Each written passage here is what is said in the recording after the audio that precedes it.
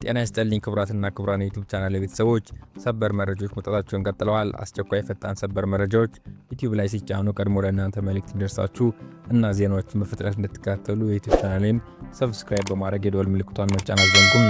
ወደ ሰበር መረጃዎች።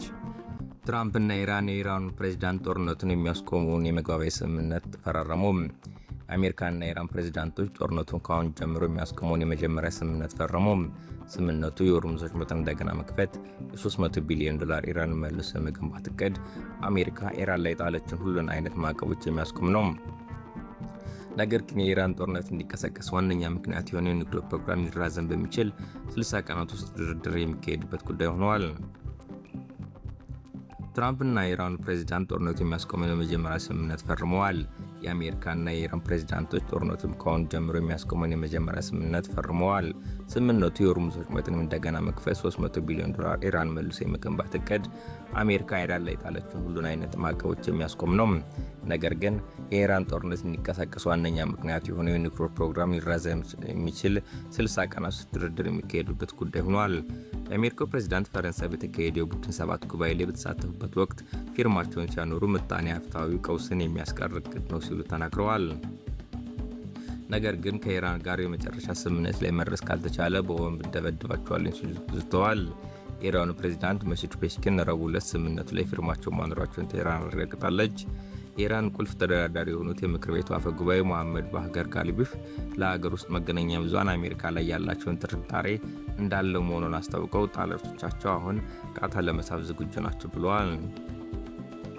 ጠላት የተጠየቀውን ቋንቋ ካልተረዳ ወደ ኃይል ቋንቋ ተመልሰን እንገባለን ሲሉ ለፋርስ ኒውስ ተናግረዋል። አሜሪካና እስራኤል በኢራን ላይ ጦርነት የከፈቱት የካቲት 21 2018 ዓ.ም ነበር።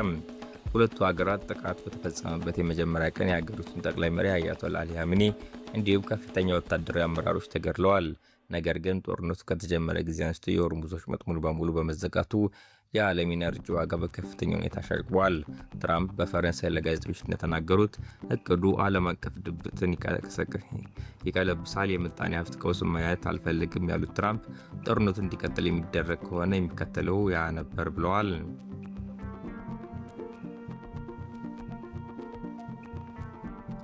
ትራምፕ አሜሪካና ኢራን ጦርነት ውስጥ ከገቡ ዓመታት ተቆጥረዋል አሉ።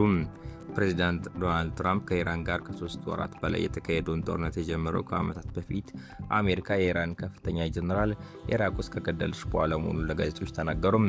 ትራምፕ በመጀመሪያው ዙር የስልጣን ዘመናቸው የቀደሙት ፕሬዚዳንት ከኢራን ጋር የደረሱትን የኒውክሌር ጦር መሳሪያ ስምምነት ውድቅ ካደረጉ በኋላ ከኢራን ጋር ፍጥጫ መጀመሩን በመጥቀስ ፍልሚያው ቆየ መሆኑን አመልክተዋል። ከዚያም በኋላ በአውሮፓውያኑ 2020 በፕሬዝዳንት ትዕዛዝ ባግዳድ ውስጥ የኢራን ጋዜጣዊ ዘብ አንድ አካል የሆነው በውጭ ሀገራት ወታደራዊ እንቅስቃሴና በሚስጥራዊ ዘመቻዎች የሚታወቀው የቁዱስ ኃይል አዛዥ የነበሩት ጀነራል ቃሲም ሱሌይማን መገደላቸው ይታወሳል። አሁን ከወራት ጦርነት በኋላ ከስምምነት የተደረሰበት ጦርነት የጀመረው የካቲት 21 2018 ዓ.ም የነበረ ቢሆንም ትራምፕ ግን ከኢራን ጋር ጦርነት የጀመሩት ከ6 ዓመት በፊት ጀምሮ መሆኑን ፈረንሳይ ውስጥ ቡድን ሰባት ስብሰባ ወቅት ለጋዜጠኞች ተናግረዋል።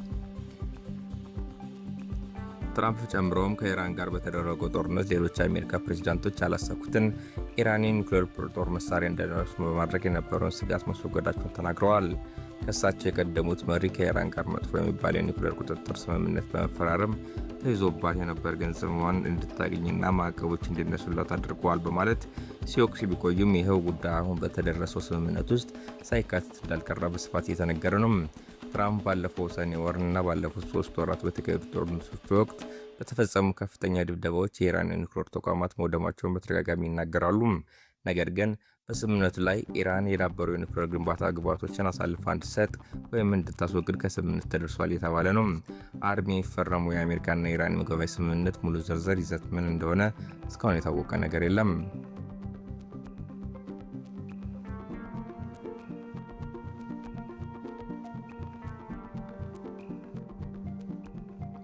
የአሜሪካው ፕሬዝዳንት ዶናልድ ትራምፕ እና ኢራን አቻቸው መሱድ ፔስኪን የሰላም ስምምነት መፈረማቸው ተገልጿል።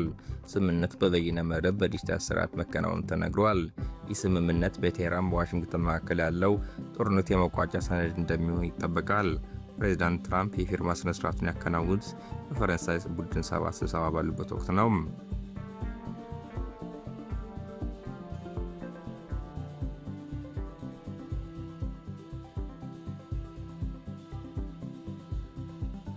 ግብጽ በሱዳናውያን ማዕድን አውጪዎች ላይ የአየር ጥቃት ፈጸመች። በግብጽና በሱዳን መካከል ለረጅም ዘመናት አወዛጋቢ ሆኖ በቆየው የሃይላብ ትራያንግል ግዛት ውስጥ የግብጽ ወታደራዊ አውሮፕላኖች በፈጸሙት ድንገተኛ የአየር ጥቃት ቢያንስ የ7 ሱዳናውያን ወርቅ አውጪዎች ሕይወት ማለፉ ተዘገበ። ጥቃቱ የተፈጸመው በዚሁ አወዛጋቢ ቀጠና ውስጥ በሚገኘው ጀበል አል ቡቃይት በተሰኘ የወርቅ ማውጫ ስፍራ ላይ ነው። እንደ ዓይን እማኞችና የአካባቢ መረጃዎች ከሆነ ከጥቃቱ ወቅት የግብጽ ጦር አውሮፕላኖች በስፋት የታዩ ሲሆን ከ7ቱ ሟቾች በተጨማሪ በ10 የሚቆጠሩ ዜጎች ላይ ከባድና ቀላል የአካል ጉዳት ደርሷል። በአሁኑ ሰዓት ሱዳን በከፋ የእርስ በርስ ጦርነት ውስጥ የምትገኝ ሲሆን የግብጽ መንግስት ደግሞ ጀነራል አብዱልፈታህ አልቡርሃን የሚመራውን የሱዳን ጦር ሳፍ በግልጽ በመደገፍ የቅርብ ወዳጅ ሆና እየሰራች ነው።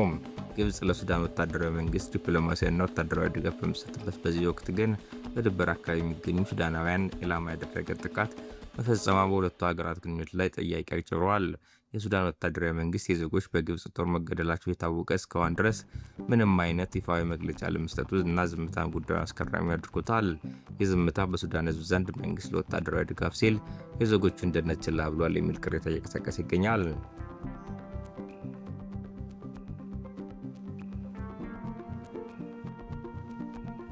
ለኢራን $300 ቢሊዮን ስምምነቱ አካል ነው። የአሜሪካና የኢራን ስምምነት የሚከተሉትን ነጥቦች አጠቃለለ ነው።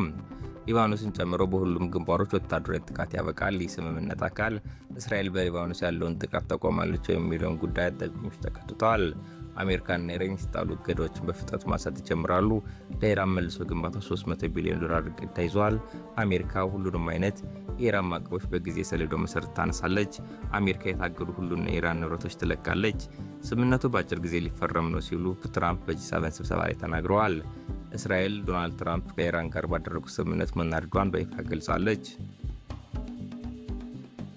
ጠቅላይ ሚኒስትር እና ምክትል ጠቅላይ ሚኒስትር በተወዳደሩበት ምርጫ ክልሎች አሸነፉም።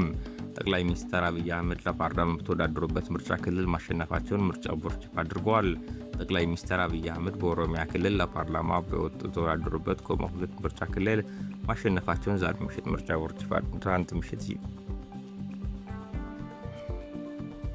ቦርድ ይፋ አድርገዋል።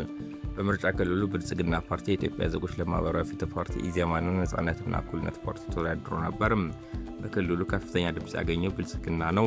በተጨማሪም በአማራ ክልል በባህር ዳር ከተማ ምርጫ ክልል ምክትል ጠቅላይ ሚኒስትሩ ተመስገን ጥሩነህ አሸንፈዋል ብለዋል ምርጫ ቦርድ።